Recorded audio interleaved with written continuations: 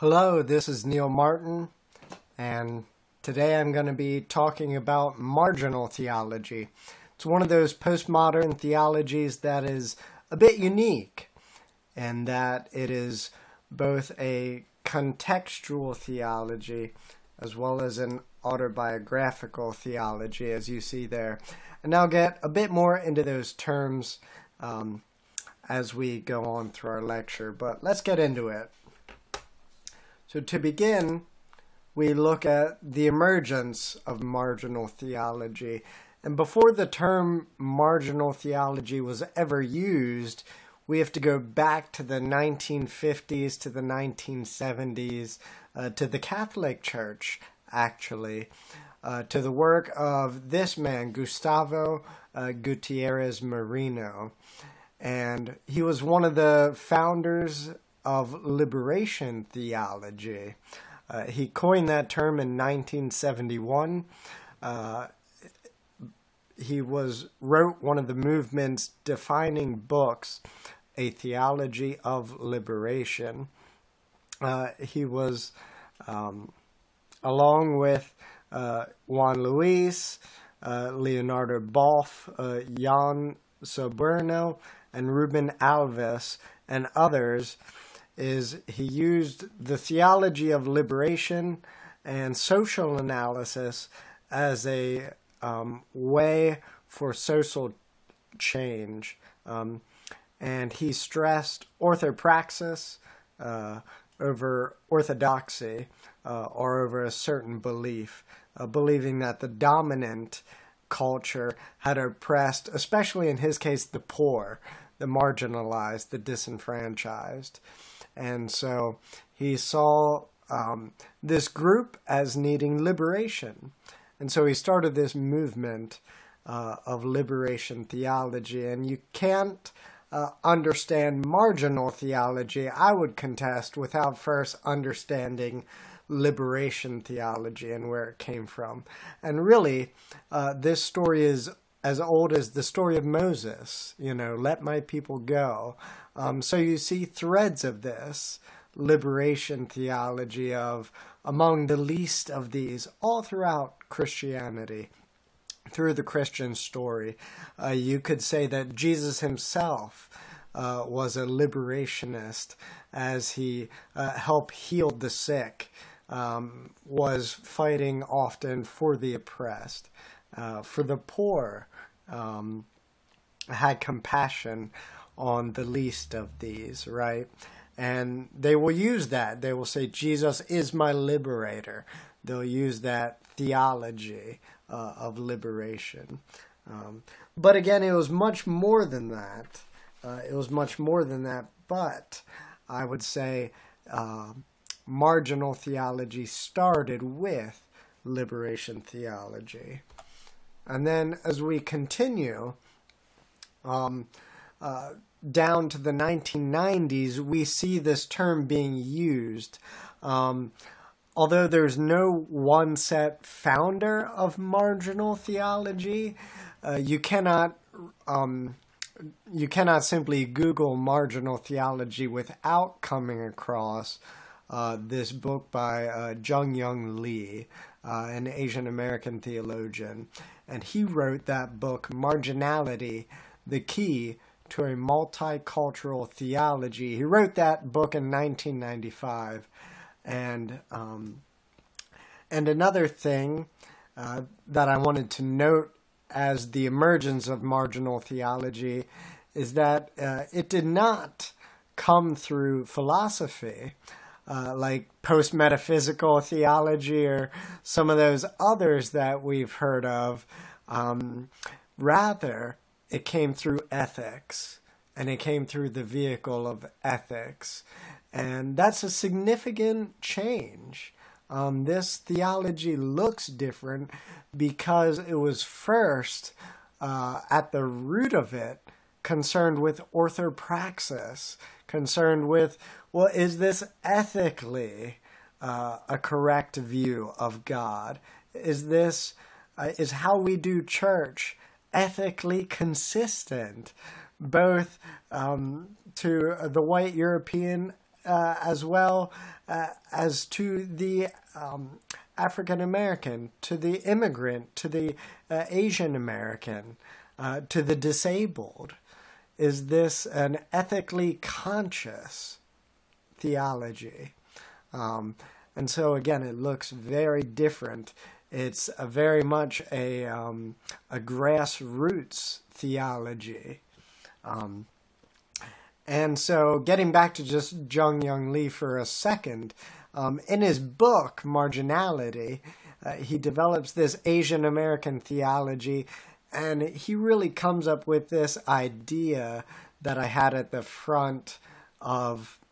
start of this, in which marginality, he sees it as both contextual and autobiographical theology that aims to raise the voices of the marginalized. And what he meant by that was that theology and understanding God is always deeply contextual. You understand God, you understand the scriptures based on your context. But also, in specifically marginal theology, is that it has to be autobiographical. So often, the history is written by the victors. And so this is one of the things of modernity that it is really critiquing, is that we don't want biographies written for us about who God is. We need to write about God ourselves. It's an autobiography. And so the disabled man is going to write his own view of a disabled God, right? That can't be written by a non-disabled person, right? The Latino is going to view a prayer through the eyes of Latin culture. It has to be written autobiographically. And so that was a unique way of looking at theology that unless you're in marginal theology, you don't think of, but yes, it's autobiographical. And so what is its critique? What is this postmodernity theology? What is it critiquing about modernity? To begin, I have a quote by Dr. Miguel de la Torre, and he wrote a book that, again, is foundational, I think, for marginal theology. He wrote a book, and I have it. It's called Doing Christian Ethics from the Margins. And so here's a guy who's an ethicist writing about marginality. So let me just read this quote that we have up here on our screen. Marginality is the distrust of and experience with the ethics constructed by the dominant culture, led those on the margins to observe and discern the reality faced by marginalized people for themselves. So again, he gets to this idea of autobiographical theology and contextual theology. Really, it's the critique and the distrust, it's the skepticism saying, we don't want a universal definition. We don't want this dominant definition that modernity tries so hard to establish. Modernity tries to say, well, this is the way we do church, and we are the authority, and God should be viewed as one way, and this is our confession, this is the creed, this is the only way to think about God, or the only way to do church. And marginalized people are saying, no, we're not going to put God in that box. We're going to look at God in context. We're going to look at God through a multiplicity of theologies. And so that's its main critique, is that marginalized people haven't been given this voice, and there's a distrust of that dominant universal type voice. And so as we again think about that more, a good quote also to think of marginal theology as you look at this. Think of marginal theology as this big umbrella. And under these are all these other theologies: feminist theology, immigrant theology, black theology, queer theology, disability theology, post-colonial theology. All these and more are under this umbrella of marginal theology, right? And so they're all wanting their voices to be heard. But here's a good quote, again by Miguel de la Torre. He says, "Marginal theology considers how the postmodern critique of identity helps theology connect with marginalized people. It challenges universal definitions of identity constructed by the powerful and helps in developing new and more effective strategies of resistance to oppression." And I believe I believe that that's just a good way of looking at it. So if you can think of marginalized as again, that big umbrella, and where we have many other smaller theologies represented there. Its core distinctives is that, again, it came through ethics instead of philosophy. It's at its core more concerned with orthopraxis, how we actually do church, how we reach the poor, the disenfranchised, the marginalized, the unheard, instead of orthodoxy, instead of getting all our definitions right, our I's dotted, T's crossed. They would not be impressed with some of the philosophical theologies of the day. It's, like we said, it's contextual, and it's an autobiographical theology, deeply autobiographical.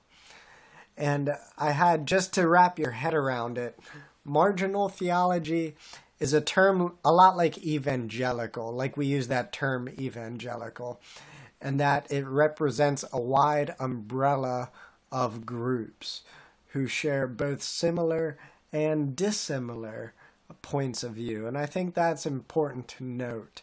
You're going to get somebody who's a proponent of feminist theology, and then you're going to get a person who's a proponent of disabled theology.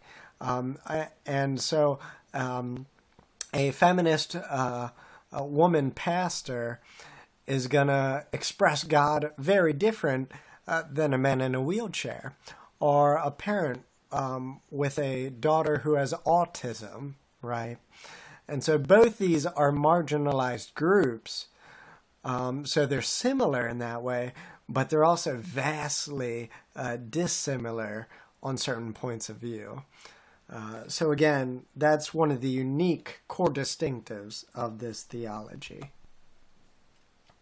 My assessment of marginal theology is that it's still in its infancy stage. Even though liberation theology has been around for quite some time, a lot of these groups are still in their infancy. They're still reacting.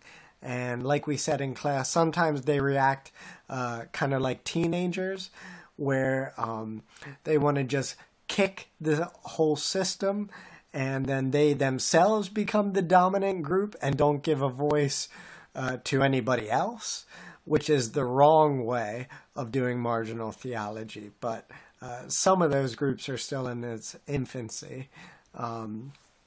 And we need a lot more time to get a healthier and a broader view of marginality.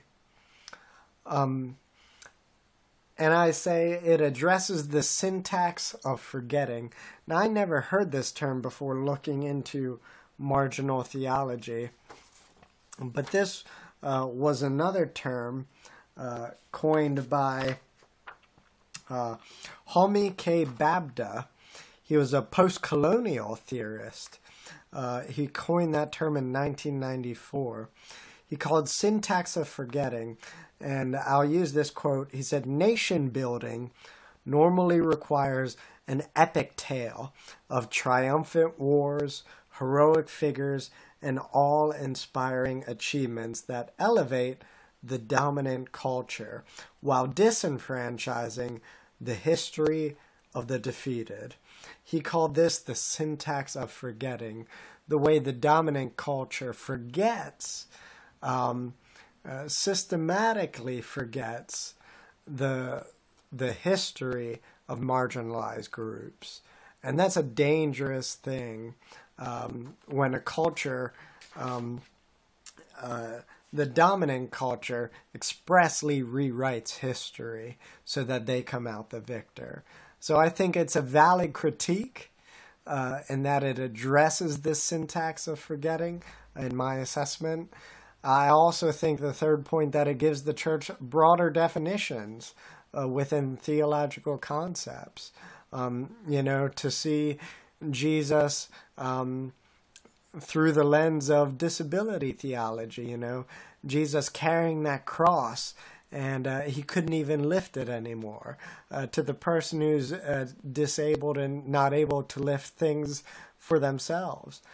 That's a unique view of Jesus that broadens the conversation. It's a wonderful thing.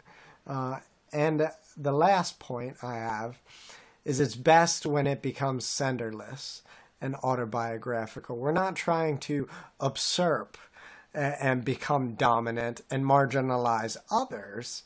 No, it's best when it becomes, as Jung put it, centerless. Marginality becomes the center. This multicultural expression becomes the center.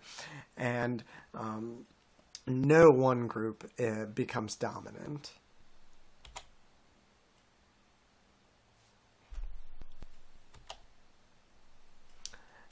And then lastly, I have the contributions of marginal theology. And I have this. Marginal theology considers how the postmodern critique of identity helps theology connect with marginalized people. It challenges the universal definitions of identity constructed by the powerful and helps in developing new and more effective strategies of resistance to oppression. That's again a quick quote by Dr. Miguel de la Torre. But I have here its contributions. Number one, connection, right? It helps connect the marginalized to theology, to God, right? And so if we think of this, an example of a theology of disability, I'll just give an example for you. What I just shared before about Christ carrying that cross, or Paul having a thorn in his flesh, right? Saying, God, why don't you take this away? But even if you don't, hey, I'm serving you. In my weakness, right, I'm serving God, and he makes me strong. A person with a disability immediately connects to the scriptures in a new way. It causes connection. It broadens the definitions of God, right? Those who have a different culture than us, a different prayer life than us, give us a more robust theology, right? And the last part, systems of equality. Again, this is deeply concerned with ethics, deeply concerned with creating a system of equality where everybody's voice can be heard, not simply the dominant group, not simply the loudest group, but we can hear, truly hear, from multiple cultures, right? How does this impact those from Latin America, the global South, African Americans? How do they view the scriptures, right? How do they read the Exodus story different than others? How do persons with disabilities view suffering and pain as found in the Bible? How do they read the story of Job, right? It gives everybody a system of equal voice, equal sharing. And so with that, if it's done well, I think marginal theology has some very good contributions that it can give the church, that it can give theology. And I hope as we go further into postmodernity, it can be a good check to some of these stale definitions of church.